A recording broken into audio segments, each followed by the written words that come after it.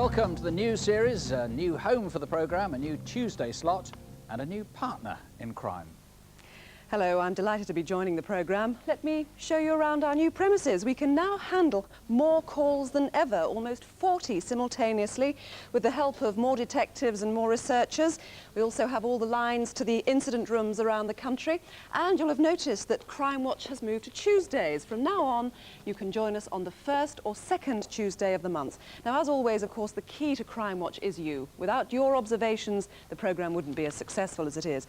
We rely on you to spot clues and recognise details that hopefully will lead to the criminals being caught. There's been a lot of response to the June programme, and we'll hear about that later. The first appeal tonight is, well, just that, an appeal. To be blunt, there are precious few clues. All detectives hope for is that someone in Oxfordshire has their conscience stirred and comes forward with their suspicions. It's frankly one of those crimes that, however rare, far less than one's chance of being struck by lightning and all that stuff, is nonetheless very hard indeed to solve without someone calling in with names and sightings. The victim was Vicky Thompson, who lived in Ascot under Wychwood. Vicky was I can't describe how she was. She was just a very loving mother. She was a very caring wife. She always found time for me and for the children. Come on, have a drive. She put 100% of energy into everything that she did. Ooh, not mummy then.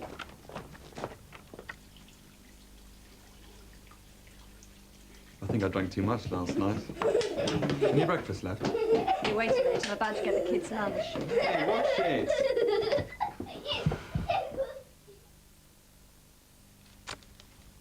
Jonathan, I was going to take Daisy for a walk. Okay. I'll try and give your car a wash. It's filthy. Bye. Bye. Half a mile away, a local man was walking past King's Standing Farm near the Charlbury to Burford Road.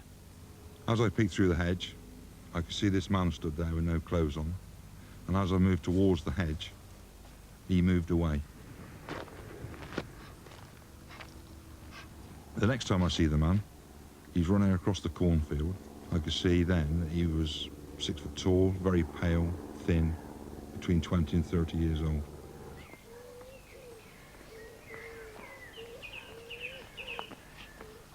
If you leave it there, I'll trip over it. At about 4:15 p.m. on the London to Hereford main line, did you see anyone near the track between Charlbury and Kingham that day, Saturday, the 12th of August?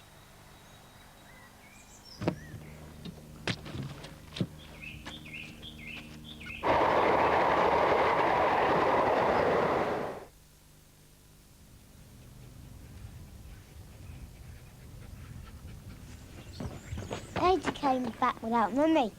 Ah, she's probably walking slowly. Daisy runs faster than Mummy.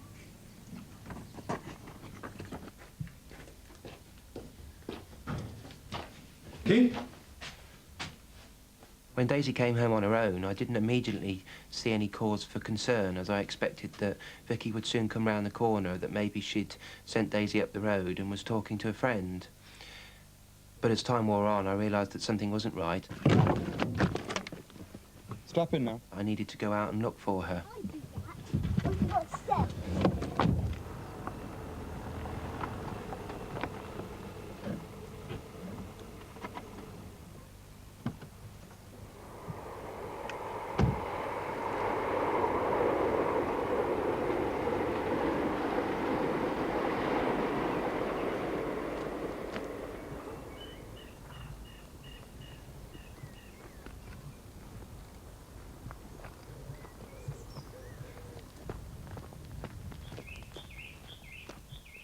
When I got back to the house, I half expected to see her there. I was quite surprised when she wasn't there and realised I needed to go straight back out. So I left a note on the table and took my phone with me.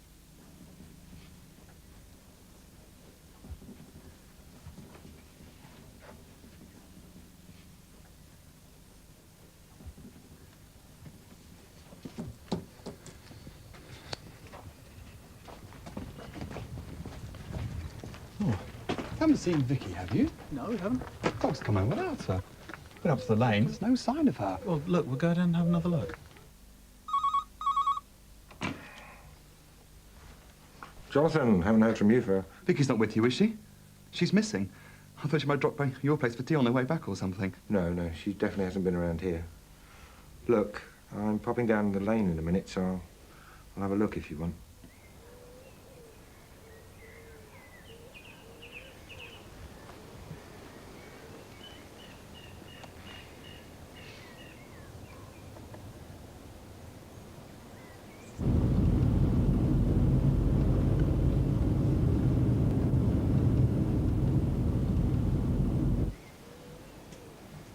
You found this on the lane? Carolyn's sure it's Vicky's.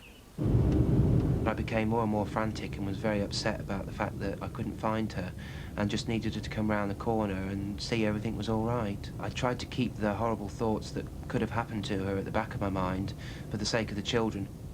Hello, look, I'm sorry to bother you. There's this woman missing. Her name's Vicky.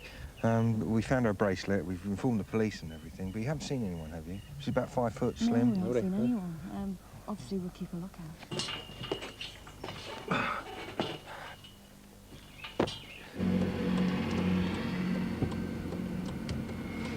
Looks in a bit of a state, that chap, didn't he? What's that? Oh, God. Look.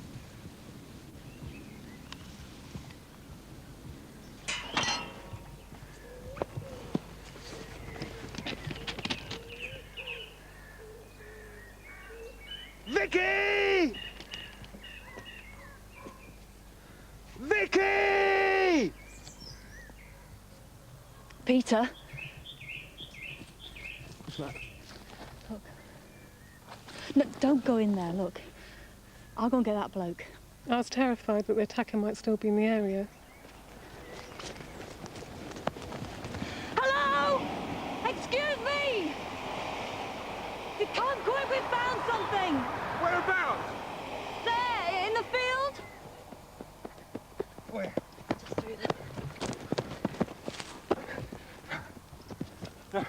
No, run to the nearest house. Call an ambulance.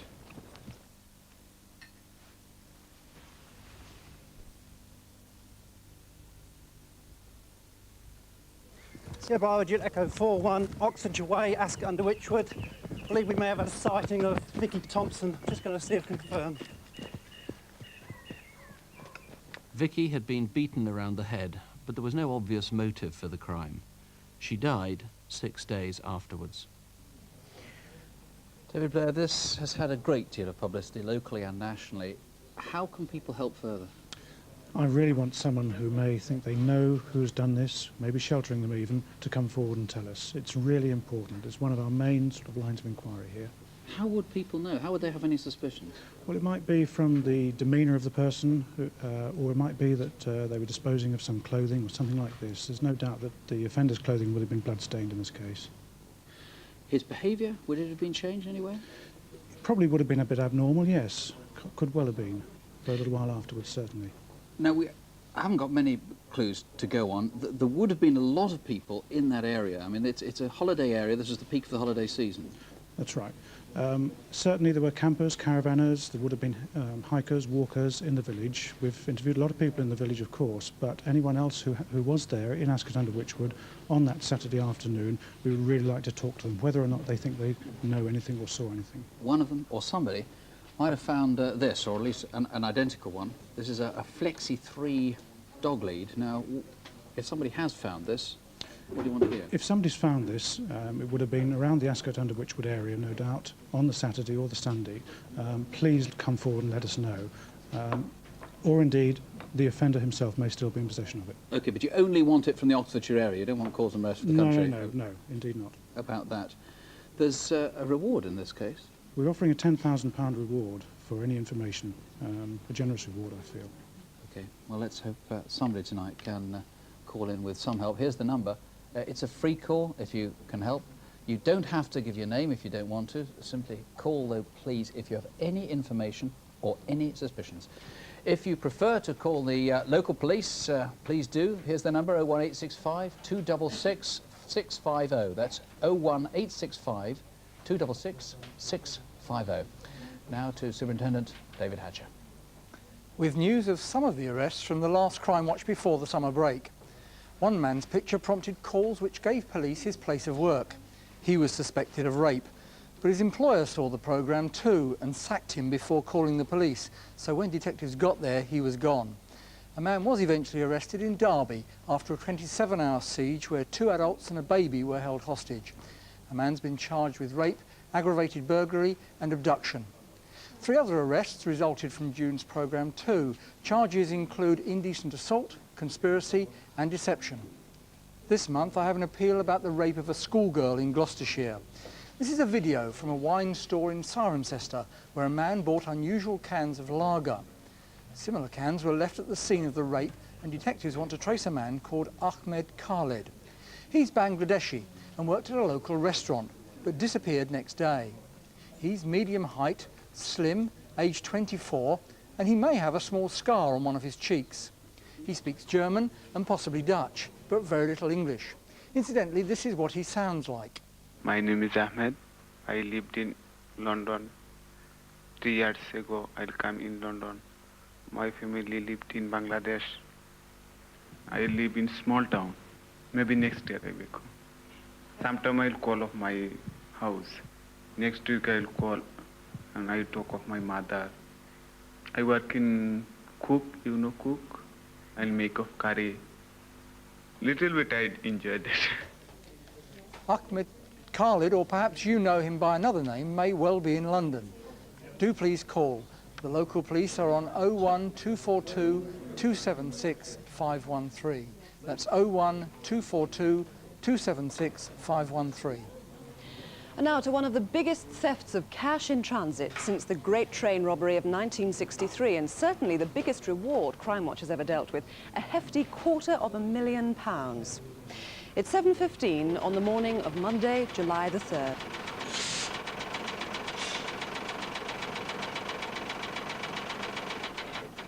This lorry driver was parked waiting for his warehouse to open, little realising the significance of this car and what he was about to witness.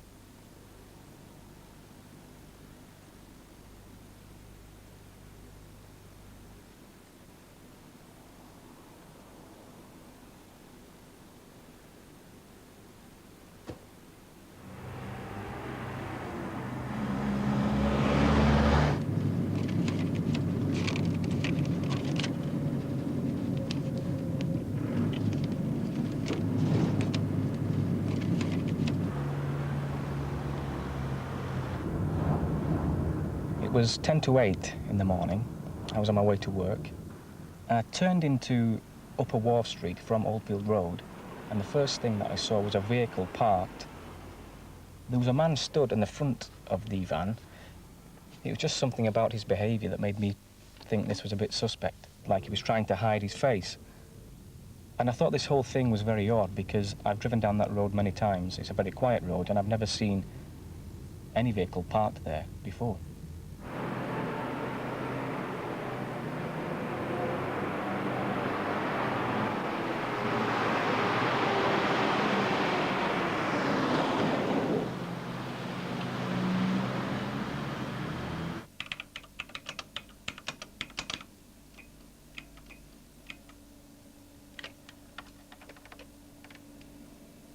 Mr. Burgess, security calls arrived with a cheque.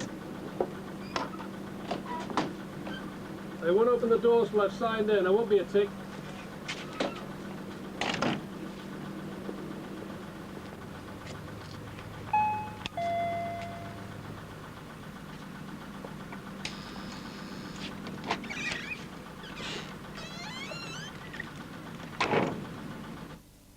Morning, Trish. Good morning.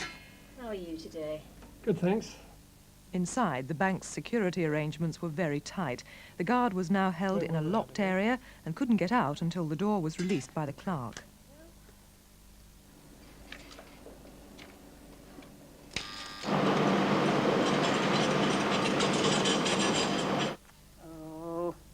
Normally it takes me about 90 seconds to do what I've got to do. That particular morning took just over 2.5 minutes. Sorry about this. No problem, huh? I can't let you out of the airlock till you're signed in.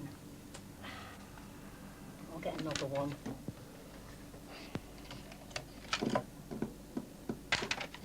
There's men outside with masks! Help! Help! Somebody help! All this time I'm just stood where I am. I can't go forward and I can't go backwards. And I just couldn't do nothing at all. Presumably all they wanted was a hostage. What's happening? Phil, it's Trish. Get the police. Quick. There's a raid on. Quick, get the police. Trish, listen to me. What's happening? Just stay there. Your van's gone.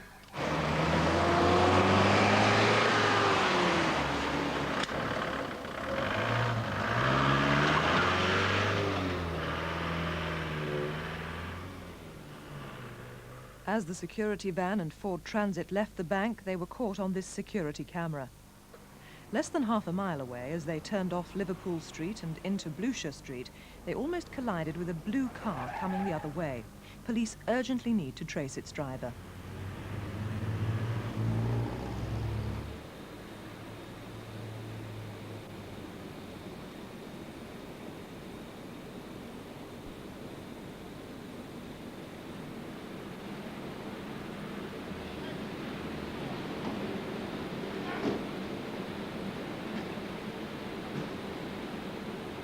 Quickly! Get the engine running! Come on, keep loading these bags! Make sure he can't see! You say they left in the van, 2 of them. Obviously I'm thinking about how my mate is, you know, what have they done to him, or Yes, that's right. what are they doing to him. They left here about 2 minutes ago. Quickly, quickly, keep loading them in the bag! Oh, God. Get these tank bags! I'm really worried about my mate. Have you heard anything? Don't worry, we're doing all we can. Don't worry. Get the engine running! Come on, keep loading these bags! One more! And in! Go! Go!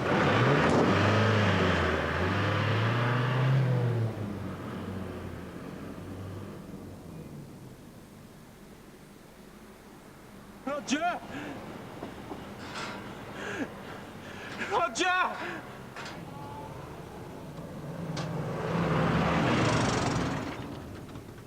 Half a mile away, the robber's truck was seen for the last time driving out of the area on Oldfield Road.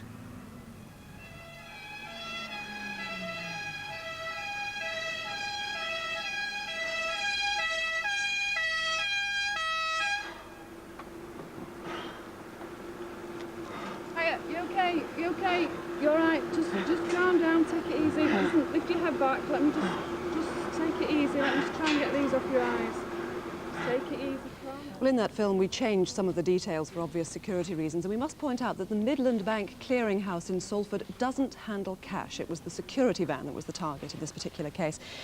Detective Chief Inspector Andy Tattersall, you're obviously trying to trace a number of vehicles. They're crucial to your inquiry, aren't they? That's correct. I'd like to start off with a white Ford Transit shown on the reconstruction.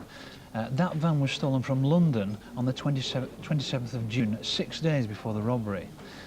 During that time, a false registration number was placed on the vehicle of J923HVH. Now that is a legitimate Ford Transit from Salford. I don't want information about that. What we do want is to find out what happened to that van during that 6-day period and who made that number plate. The other vehicles, we saw the red Astra on the film. That's again very crucial. I think 4 others you want to trace as well. That's right. There's a white Ford cargo box van, which could have been the second getaway vehicle, and also a red Ford cargo box van. Both these vehicles had roller shutter doors to the side and rear. There's also a maroon Vauxhall Astra, a new shape, and a Range Rover, which is hand-painted in matte black, rather badly over the badges. Now, these vehicles were seen in the area at the time of the robbery, and they need to be eliminated. And ladders were found behind the bank? That's right. Propped up against the wall at the rear of the bank were 2 ladders. The first is an aluminium ladder, and it's got distinct markings of SCS 040, and it's overpainted in black. The second ladder is a wooden ladder, rather old, and it's got hand-painted in blue the numbers 358. Now, it's obvious that someone will know the origin of these ladders, who had access to them and where they came from. We need to know that information. Now, it is an almighty reward, £250,000, but then a lot of money was involved, wasn't Well, it? that's right. We believe cash in excess of £5 million, with a further £1 million in cheques stolen. There's a reward of £50,000 just for the recovery of the cheques. Now, money like that is not easily hidden or disposed of, and we believe that it could in fact be stashed away somewhere now. So we want to know, where's that money now? How many bags do you think? We think it's equivalent to 29 large bin bags full of money. Very difficult to hide. Yes, and someone will know where it is. Well, Andy, thank you very much. Some vital clues there, and certainly an incentive to call. Do call if you have good grounds for suspicion, or if there's anything that you can add. It's a free call number, and there's, of course, a big reward, as we said, £250,000. The local police are on 0161 856 5043. That's 0161 856 5043. Now, Detective Constable Jackie Hames. And this is a strange case, it seems without a motive. A solicitor in Warwick has been subjected for 2 years to a hate campaign. At first, he received crude and threatening hate mail. Then a year ago, someone started attacking his home. Graffiti, including swastikas, have been sprayed onto his car and the doors of his house. Plants have been uprooted, holes gouged in his property, and there's been all sorts of other damage too. Police have put up a surveillance camera, and this is what they recorded. The man's not known to any members of the family. Perhaps you know who he is. If you do, please call us right away. There is real concern for the family's safety. The local police on 01926 415 718. That's 01926 415 718. Who is he and where is he? And there's great concern too about this man. He took part in an astonishing attack on a schoolgirl travelling on a train through South London. Detective Inspector Ron Wayner is the officer leading the investigation. What actually happened? This was quite a frightening experience, and was on Wednesday the 16th of August when the 14-year-old schoolchild victim, a young girl, was travelling on the 9:38 p.m. train from East Grinstead to London Victoria Station. We know that she was on the train in company with some 6 of her friends, and her friends got off at Sanderson railway station. When the train continued on its journey, the suspect entered her compartment and asked her to drink some alcohol. She refused this, whereupon the suspect got up out of his seat, grabbed her by her arms, opened the door of the train and violently and deliberately threw her out of the doors of the train. She landed on the tracks and suffered quite serious injuries. We're investigating this matter very seriously indeed, and I'm dealing with the incident as an attempted murder of that child's life. Clearly, she was very lucky to escape with those injuries. We're very keen, Jackie, to speak to anyone who was travelling on that train. So it was on the 9:30 from East Grinstead to Victoria on the evening of Wednesday the 16th of August. This is Clapham Junction. If you were among these passengers, please contact us. In particular, detectives want to identify this man who may have crucial information. He was carrying a mobile phone and he met someone off the train. Do you know who he is or who he was waiting for? And this is Victoria Station 10 minutes later. Again, if you were a passenger and you haven't already spoken to the police, please do come forward. As for the suspect, he's tall, over 6 foot, in his late 20s, with a goatee beard, a spotty complexion and an earring. And as for the victim, well, she was terribly injured and was lucky to survive. The local police are on 0171 957 1123. That's 0171 957 1123. Well, we've got a lot of response so far. The Vicky Thompson murder, we've had more than a dozen calls suggesting that they'd all seen a naked man in the area on that day. A police officer in London is dealing with a similar incident. We hear that there's been an attack on a woman by a suspected naked man, and that police officer will be liaising with the incident room dealing with the Vicky Thompson death. One person has actually put a suspect's name forward. We'll be dealing with that as well. There's also a sighting of a suspicious man in the area 7 days after the attack. Ahmed Khalid, there's a call from the north of the country, a man who believes he may have had contact with him, and lots of calls coming in on the Salford case. A lot of calls suggesting that they know where the ladders were, or certainly know something about the ladders. So do call, of course, 0500 600 600. It's a free phone number. Don't hesitate to call if you've got any information at all. Well, moving on now, an urgent appeal to trace a suspected child molester. Raymond Hodgson is wanted in connection with a serious paedophile attack. In the last 5 years, Raymond Hodgson has lived in Merthyr Tydfil, Dorset, East Anglia, the Midlands and Hampshire, and he may have been somewhere in Scotland. This is a home movie taken a year ago, but Raymond Hodgson also took part in a promotional video where you can hear his voice. Good evening, Cormac. Now, the magazine itself, it works out roughly 25p a week. You bring it round every 4 or 5 weeks. And the agent actually delivers that to the door for us.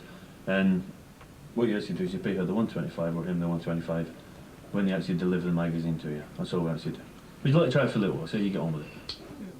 Raymond Hodgson's car has been found in Cambridge, but he could be anywhere. Do call 0500 600 600 or the CID direct on 01705 528 999. That's 01705 528 999. Officers are very anxious to find him. David Hatcher gave some details earlier about arrests that resulted from our last programme back in June. I can add a bit more on progress on 3 other cases. First, a robbery in Stanford-le-Hope. You may remember the reconstruction. 75 viewers called, several with the same name. Detectives are still working on the case. Then the murder of Simon Shannon. One caller in particular gave information that might prove crucial, but it's still subject to some complex inquiries, and the outcome won't be known for several weeks. Another important sighting of Natalie McLean has emerged. In the week before Easter, she was at the Saturdays Club in Manchester in the early hours of Wednesday the 12th of April. But detectives still need to know, how did she get back to her flat in Wythenshawe? Now to this man, medium height, slim, muscular, late 20s, and seen back in early July walking late at night down the A346 between Swindon and Marlborough in Wiltshire. It's possible he drives an old-style brown Ford Fiesta or Escort, but that's by no means certain. What we do know is he was wearing a dark-coloured polo shirt with thin orange stripes. And sometime after midnight, he walked behind a schoolteacher in the road and knocked her unconscious. Were you driving down that road, the A346 near Marlborough, on Saturday night or early Sunday morning, the 8th and 9th of July? Or have you any suspicions about someone who looks like this? The man's obviously a terrible menace. The local police are on 01380 720000. That's 01380 720000. Now, cast your mind back to the start of the summer holidays, at any rate the week the schools broke up.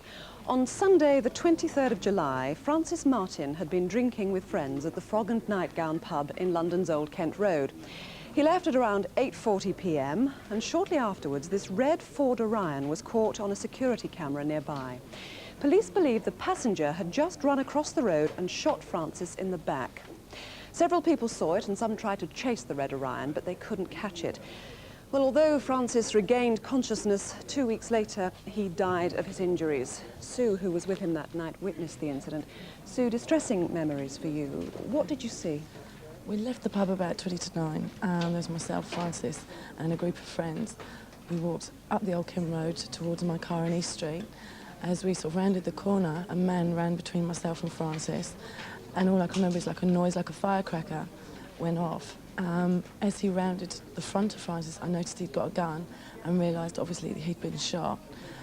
With that, I looked up and he just ran off from the direction that he'd come. Was there any motive that you could think of? None at all. I've got no reason, any reason why Francis would get shot. What sort of person was Francis? He was a doorman, I think, in a nightclub in London. He worked in Legends in the West End, and he was well liked and loved by everybody, and everyone's really shocked that he could possibly be shot. Well, thank you for coming in with that information.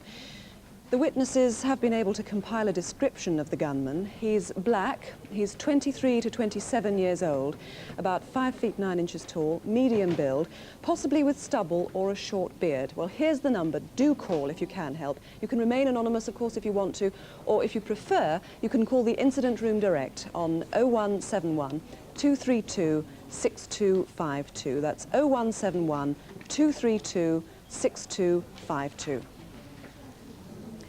Now we have a man who may look familiar. John Baldock first made an appearance on Crimewatch back in February last year. As a result of viewers' phone calls, he was traced to an address in Southampton, but detectives just missed him. In fact, he'd left a message for them sprayed in shaving foam. He's believed to have committed over 200 offences of deception all over the London and South East. In fact, the last one was just yesterday in Dulwich. John Baldock is a keen fencer and is well known on the gay circuit, particularly frequenting clubs in Brighton. If you have any idea where he is now, please ring us tonight. The local police are on 0181 284 5773. That's 0181 284 5773. Now, a mystery worthy of Agatha Christie, except in this case, it's horribly real. Why should a man, by all accounts a nice guy who still lives at home with his mum, change his regular routine, indeed change his lifestyle for 3 days? And why, at the end of that long weekend, should somebody kill him? Just outside Edinburgh, South Queensferry sits between the two famous bridges that span the Firth of Forth. Robert Higgins was known to everyone. He lived nearby in the village of Dalmeny. Was work all right then, son? Aye, fine. That's me till next week. Are you going to go across to Fife to see your brother then? No, I can't. I've not got any money. Oh, that's me. I'll have to go. Do you want anything for the shops? No, I'm all right. OK then. Cheerio. See you later. There's 5 children in the family, and Robert was the 3rd one. He started playing football when he was 12, and he carried on till he was 16, 17. And it could have really went somewhere, I think, in the end, because he had good motivation with the ball. Robert was a very quiet person. He would never harm anybody.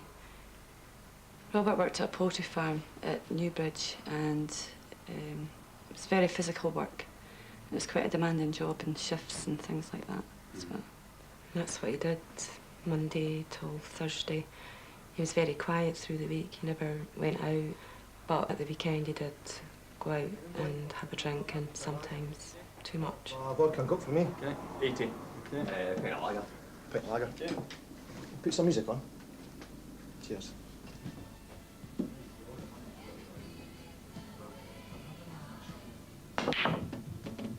Oh, we're going to have ticket listing tonight. Why, where do you want to go? Catlands? Aye. Haven't been for a while.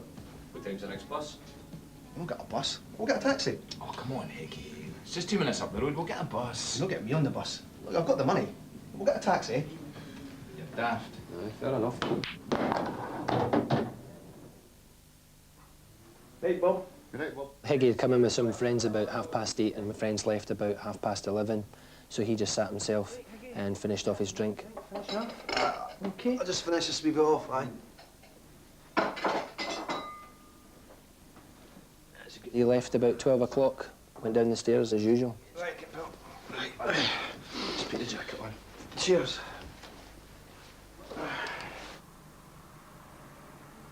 When in Kirkliston, Robert would often doss down with a friend or get a taxi home.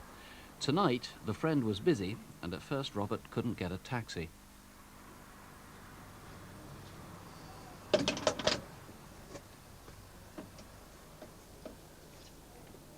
He was still in Main Street, Kirkliston, at 2 a.m.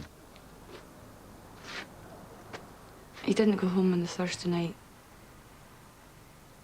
He obviously had somewhere that he was going to, and I found it quite unusual that he didn't phone my mum, which he would normally do. He would always phone my mum to say he was stopping out. But by 11:30 on Friday morning, alone at a local hotel, Robert was seen again. Why was he here? And where did he spend Friday lunchtime until the early evening? It was about 8:15, and I was on my way to the shop, and I saw Higgy standing outside the King's Retreat. He was speaking to a man in his late 30s to early 40s, about 5'8" to 5'10", and had dark brown hair. We found that really unusual with Robert not going into the Queen's, so he must have been waiting on someone outside, and it was a Friday night, so he hasn't still phoned home, and he still hasn't contacted the family in any way. Then, for the second morning running, Robert turned up alone at the Forth Bridges. Who was he staying with nearby? And again, where did he spend the rest of the day?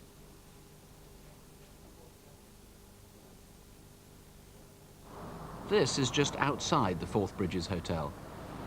I was going to the bingo at the ex-servicemen's club in South Queensferry, and I got off the bus at the Southside toll, and I looked right and saw Robert walking down from the flyover, and I just had a quick glance and walked on. I don't know where he went, but it's a possibility that he was going down into South Queen's Ferry itself. That was another strange thing Robert did. He's been seen, but not in any of his locals. I mean, so where has he been? I mean, he must have been with somebody that he's known. And he hasn't even bothered contacting the family on the Saturday again.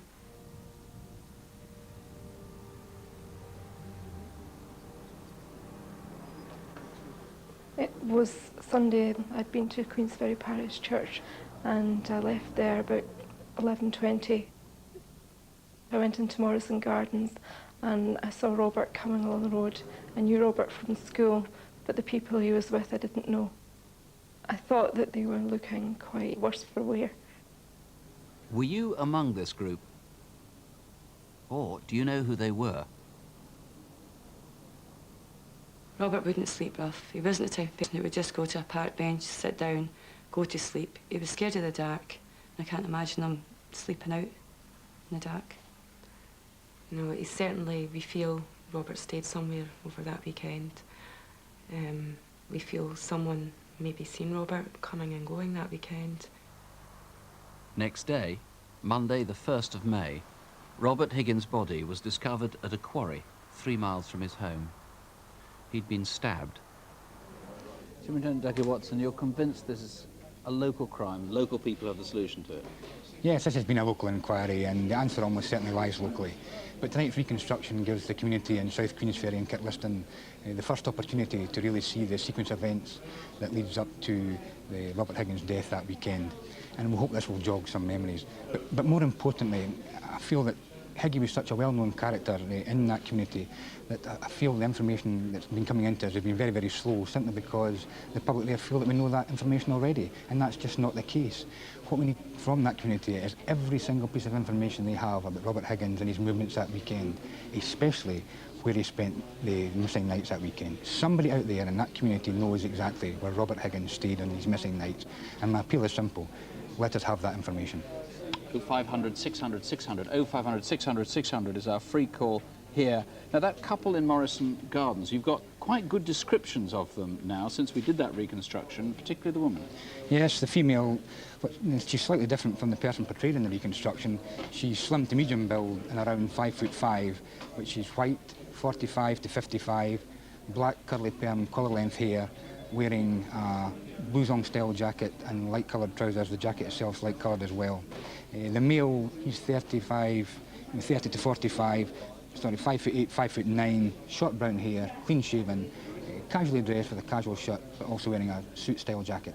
Now back on the Friday night, that's what, the 28th of April, just after he was seen outside the Queen's Retreat, that was about 7:45, he was seen with another man, we saw that in the reconstruction, yeah. He was seen again with a couple. Yeah, around 9 o'clock that night, Robert was seen in Rosebery Avenue with a couple. One female's described, and she's described as being white, in her 40s, heavy build, fair hair, cut short at the back, but longer on the top, wearing a black dress-style jacket and clutching a shoulder strap for a black shiny shoulder bag.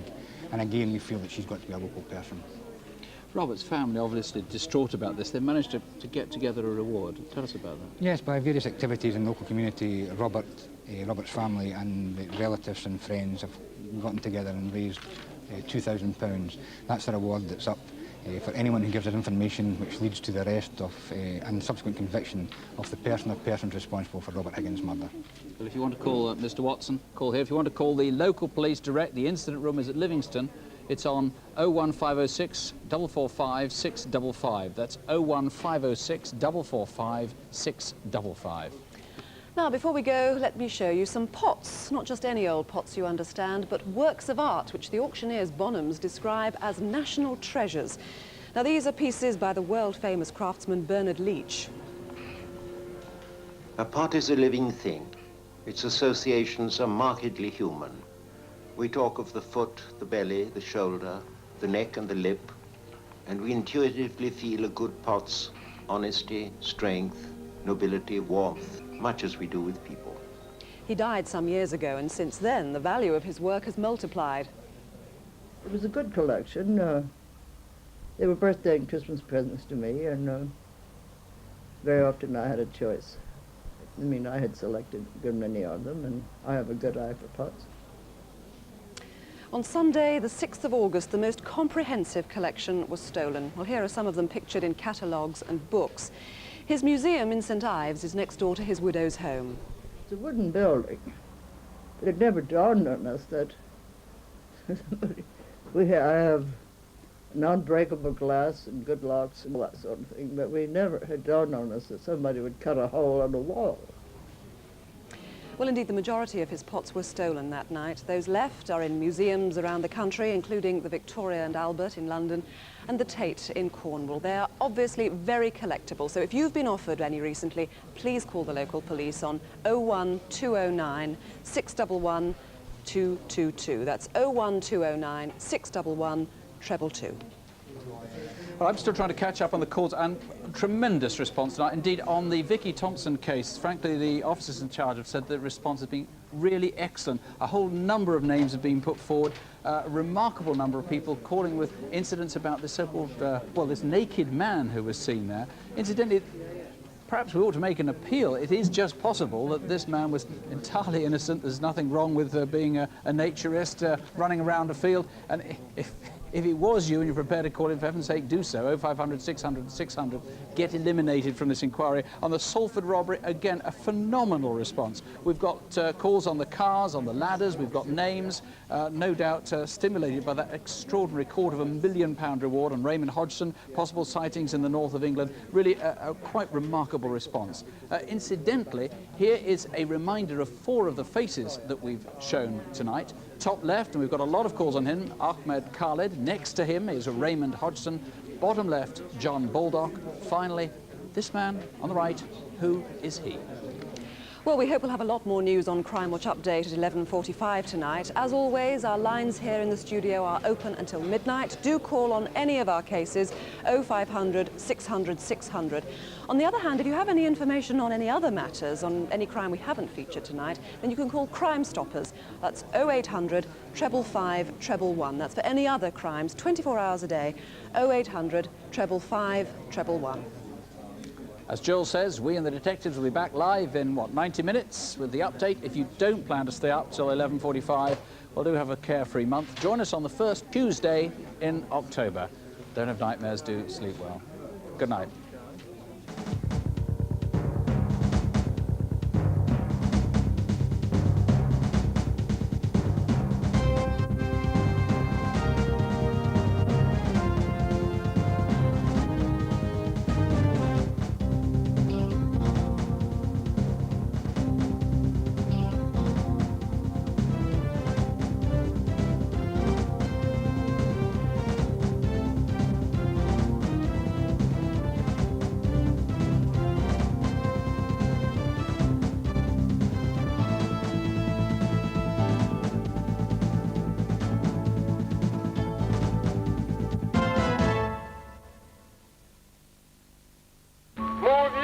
In 1917, Alex Briansky stormed the Winter Palace.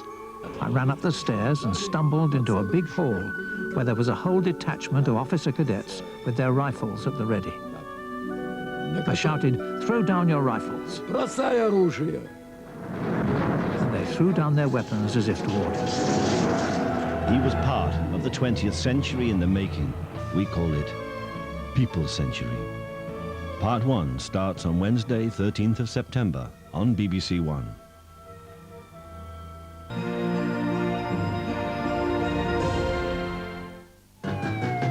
They've been charged with murder. Show me your hand!